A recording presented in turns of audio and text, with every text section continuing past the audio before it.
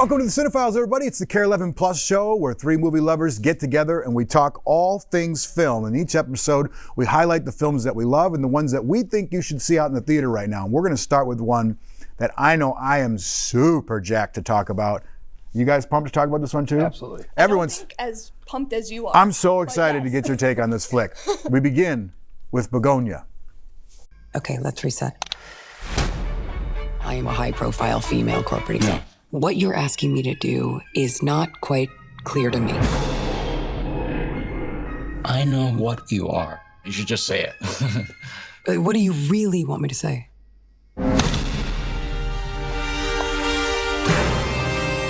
I'm an alien. Just say it. Convincing.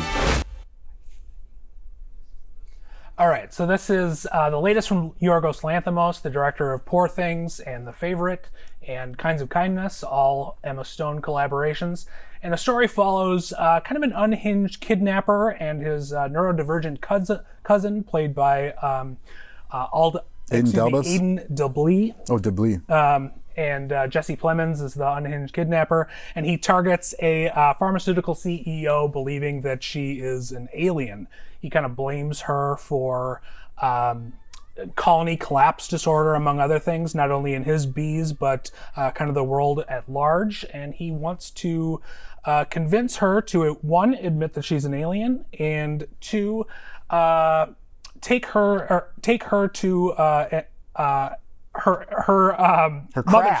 mothership, excuse me, and negotiate on behalf of the human race.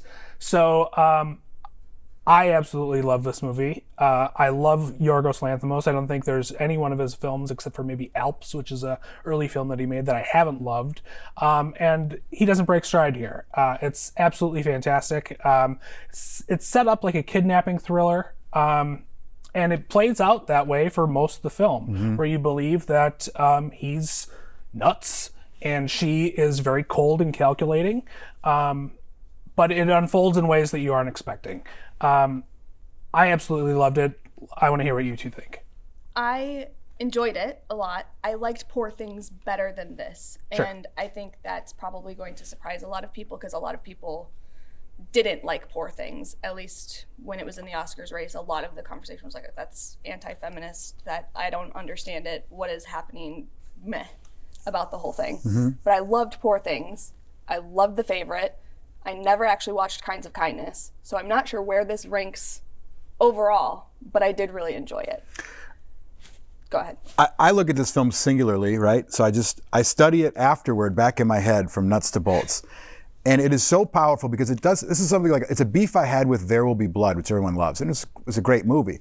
But I felt like there's always this powerful score that is setting you up for some intense buildup that to me never really came. The ending was not enough.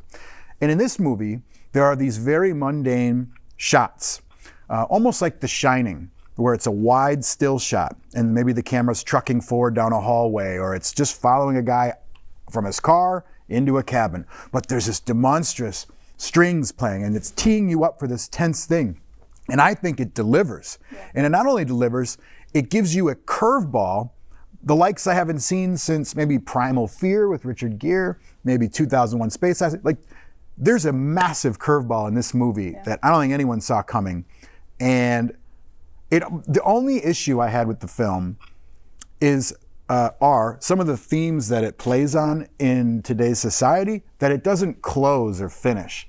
It deals with the idea of going down internet rabbit holes and believing these things to be true. The idea of corporations are horrible and the working poor are the heroes, and they don't come around and finish some of these ideas that they present. Yeah. And in the end, there's just a lot. There's a lot to think about. Yes. There's a lot to think about. I like that there's open-ended conversations and that it's not making a definitive statement on internet bubbles and whether or not they're right. I think the thing that I took away from it, and I love movies like this because a lot of times in movies, the person who's advocating for nature is the villain.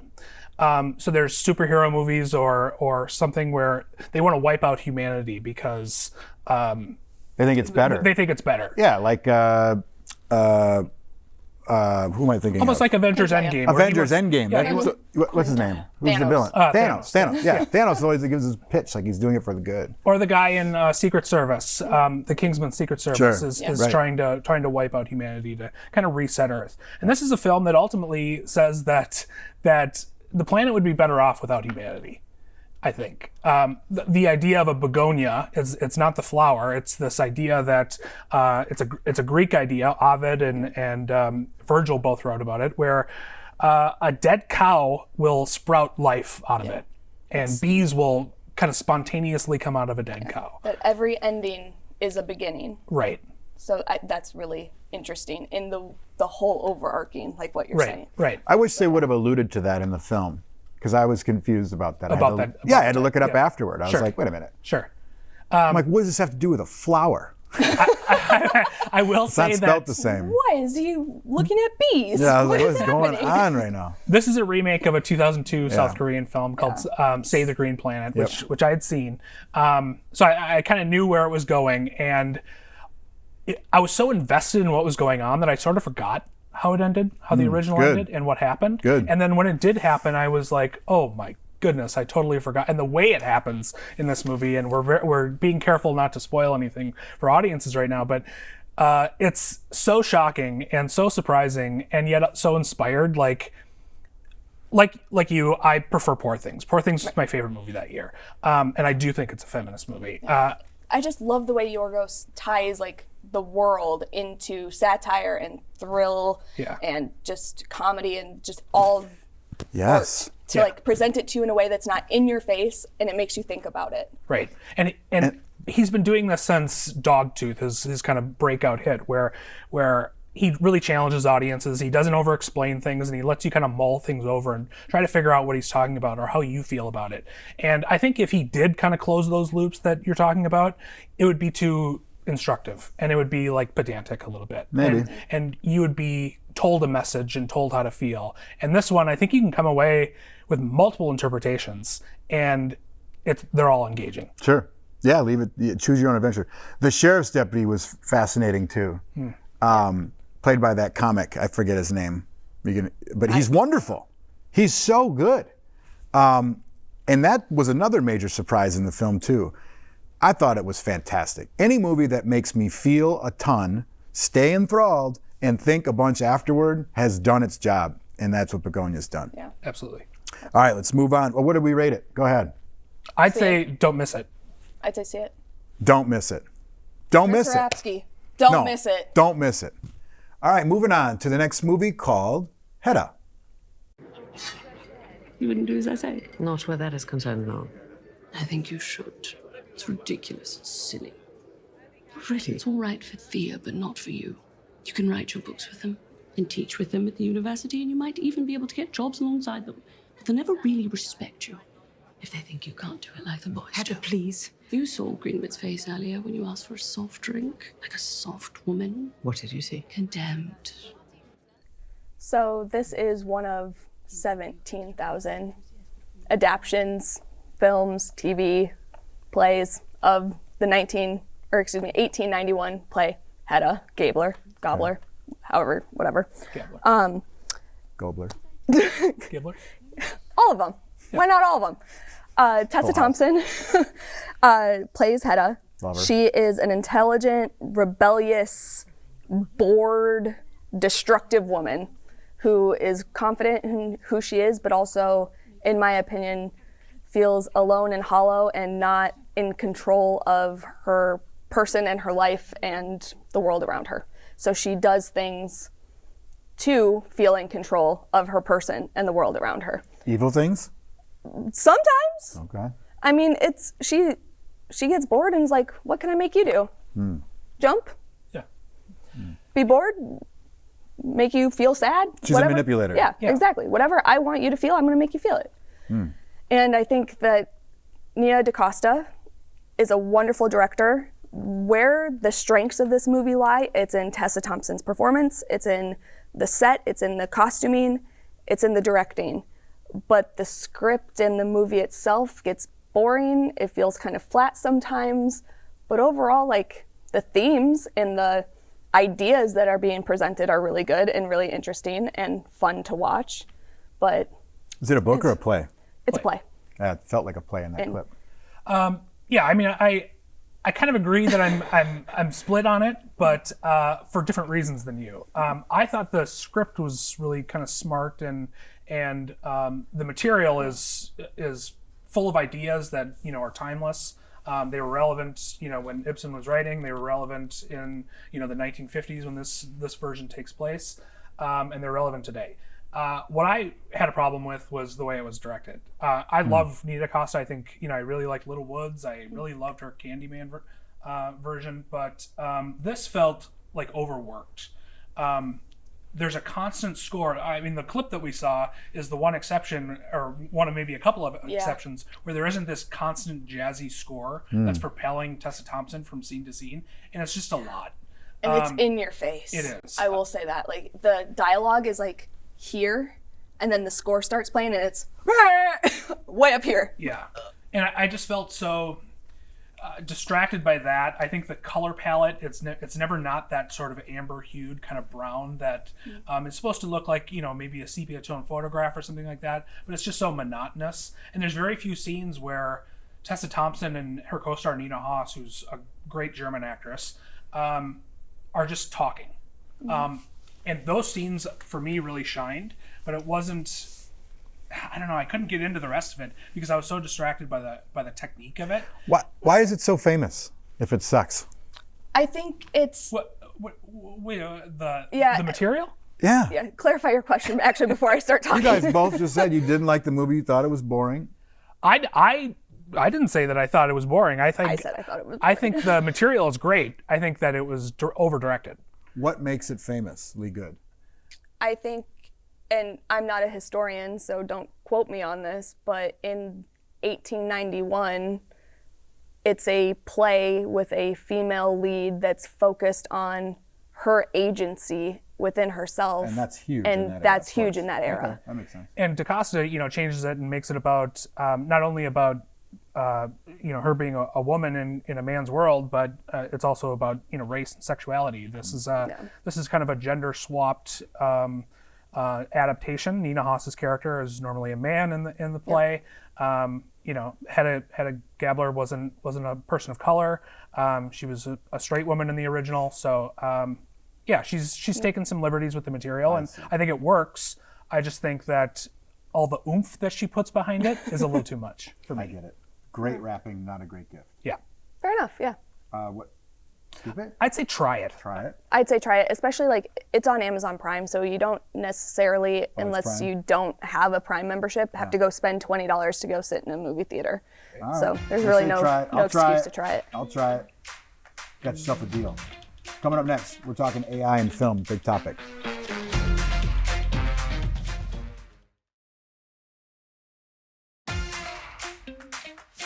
Welcome back. From AI-generated scripts to digital actors and de-aged stars, the technology that we possess today is changing the way that we see films. We've seen strikes from various parts of film. We see the legendary filmmaker Guillermo del Toro. He made headlines recently after bluntly declaring, quote, "F you, AI." Yeah. He didn't say it that way, but you can imagine exactly how he did say it. I think a lot of people in the film industry are saying, no, thank you. This is art. It shouldn't come from computers and the brains of computers. It should be made from people who feel, paid to people who feel, paid for by people who want to feel. And it's hard to disagree with it, but others will say that, why do I want to pay 1,000 extras to get out of bed and come stand in line and walk behind somebody? What if AI can improve my script tenfold? What if AI is the gateway to an even better art, an enhanced art? You've seen I just saw a Nike commercial on social media today that blew my mind away. Did you see this? No. It was a Nike commercial. It wasn't sanctioned by Nike. It was all AI generated. And it was this very powerful and emotional giant man training on a farm to get ready for whatever activity he's about to do. And then at the end, you find out that the guy who's been training and throwing hay barrels and inspiring you for the last 30, 40 seconds is the guy from the Texas Chainsaw Massacre. And he straps on his Nikes and he runs after the girl. He's ready for the game. Sure. absolutely brilliant. That's funny. So, and you've timely. you've heard the music of AI, right? These old rap songs or whatever, and they twist them into AI-generated R&B from the 60s, 70s. Anyway, what say you about AI in film, and how far should it go? AI has already been in film, first of all, since the beginning of the century. Yeah. Like as an editing tool. And as like Peter Jackson used it to kind of fill out the orc armies and elf armies. Literally and Lord of watched the that Rings. 2 days ago, by the way.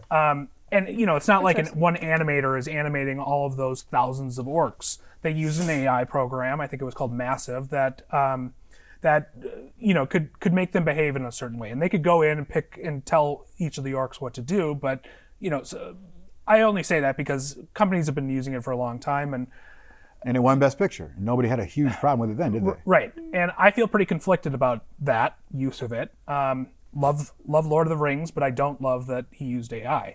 Pixar sometimes uses it to adjust lighting or fire effects and whatnot, and I don't love that either. I think ultimately, in a perfect world, it would not be used. I think it's a shortcut, and I think there's a value to necessity breeding invention, and we don't want to do that anymore. We don't want to accept that we have limits anymore. There's a great movie called Cat People that came out in 1942, and they had a zero budget, and the director and the producer were like, we don't have a budget for a cat person suit, so we're just not going to show them. We're just going to show them in shadows. And it's the spookiest movie that came out in like the 1940s. It was a huge sensation because they decided to not spend the money on a stupid cat suit and not do what they wanted to do and create something new. Same idea with Jaws. Jaws, yeah, but I was just going to say that. They couldn't, the shark wouldn't work, and so it's a scarier movie for it. Right. People don't want to accept that they have limitations, and they just want to do whatever they want. Whereas if you don't have the talent, the means, do something within your means, do something within your talent. If I'm a painter and I want to paint like Rembrandt, but I don't have the ability, so I just go on AI and tell it to, paint my mom like Rembrandt would paint him. Right. Yeah, that's I think that's a shortcut, and that's just there's nothing. But isn't it up to the viewer to decide if that's valuable or not to them? I mean, yeah. I felt something in the Nike commercial. I knew it was AI. Yeah. But it was something that no human's ever done, and it was insanely creative. I mean, To a point. To a point. It yeah. was. And I can't deny how you felt about that. Yeah. And as soon I'm as not arguing for AI. I'm just playing devil's advocate. yeah. As soon as that art is created, it's in the audience's hands. I think as an artist, you have a responsibility to put your talent to use in a way that is genuine and honest and human. Mm-hmm. And as soon as you start using AI, this is, we've talked before about how, or I've talked before at least, about how art is on a spectrum. Mm-hmm. And on one end of the spectrum is the most commercial product that you can get. Yep. And on the other end is the most avant-garde experimental art that you can get. And AI is just pushing things toward that commercial side. Yep. And it's all about costs and maximizing profits. Mm-hmm. I think it's a great business tool if you're a banker, if you're working on spreadsheets or you're trying to do web development and stuff. It can really be helpful for that kind of stuff and can save you a lot of money. Yeah. If you're running a business and you're just a sole proprietor and you need to generate some marketing emails, great. But I don't think it's for art. I think it's pushing the art toward the commerce side in such a gross way that we're losing what makes art special, which is an expression of human emotion. Absolutely. Well said. I wrote a pros and cons list to prepare for this debate. Oh, okay. My pros were it saves money and time, it generates ideas, it can analyze the audience preferences, it can enhance CGI and effects, and it enhances the accessibility with captions and dubs. However, there are people that can do all of those things. So my cons are that it displaces jobs. VFX artists, concept artists, animators, writers, all of it. AI is trained on massive databases where copyright can be an issue. It's not always quality content that gets pushed out. Obviously, like I've seen like Adobe stock images of a water bottle being drank and fingers disappear and the water doesn't go down the bottle the way gravity puts it down. It's just like it takes you out of it, you know? That's baby AI though. Right, but Soon it'll still. be flawless. Okay, have you seen Smart House or Ex Machina? Yeah, I have. We don't want that. I think it's inevitable, and it's really sad. I It's- think Ex it's Machina just- is around the corner. Yeah. I just feel like there's a really tricky, like, gray area around the use of copyrighted material, people's likenesses, the human aspect, emotion, the things that people bring to the table. I can't agree with Del Toro more, that's- actually. Isn't that where the unions come in? And the people must speak. If the people want it, people will produce it, regardless of Hollywood or not. And if people don't appreciate it because it's AI made, then they'll go to where the money is. I see, like, there could be Cats, for example, the movie musical starring Dame Judi Dench. There are scenes in that movie where her hands aren't CGI'd. It's her hands, but they're not paws. Everything else is cat. AI could have been used there, but it's almost like a debate. Do you want to AI the part that you couldn't afford because you ran out of money for CGI? Or do you just want to say, this is what we're going to put out because we ran out of money? All right. I'll dig deeper into Devil's Advocate if we have time. Blade, I believe, was the first to use certain CGI slow motion imaging where people were dodging bullets. Sure. And then The Matrix made it famous, etc. You can go back and go through the pantheon of CGI movies and how they've grown. But what's the difference between a green screen, which is the one right over there, by the way, that we use on weather all the time, and AI assistance? I think in the creation of art, at least in the creation of art, and I'm not saying, not saying that what you do isn't art, but, the green screen for Carol Evan Man. is, My reaction was fantastic right there. Didn't see it though. the green screen used in the newsroom is a little bit different to creating something. I'm not making a comparison. I'm just saying, what's the difference between CGI and AI? And why are you accepted for one but not the other? I think it's the There are digital intent, artists who are making the those intent backgrounds. and the people behind it. Okay, good debate on AI. Didn't know you felt that strongly about it, but I love the impassioned debate. You're a good person to debate with. You're the one that knows the most, probably, in the newsroom here. But Oh no, it's all about morality. I love it. Moving on, we got to talk about the Cine Gift. We're going to talk about A Nightmare Before Christmas when we come back.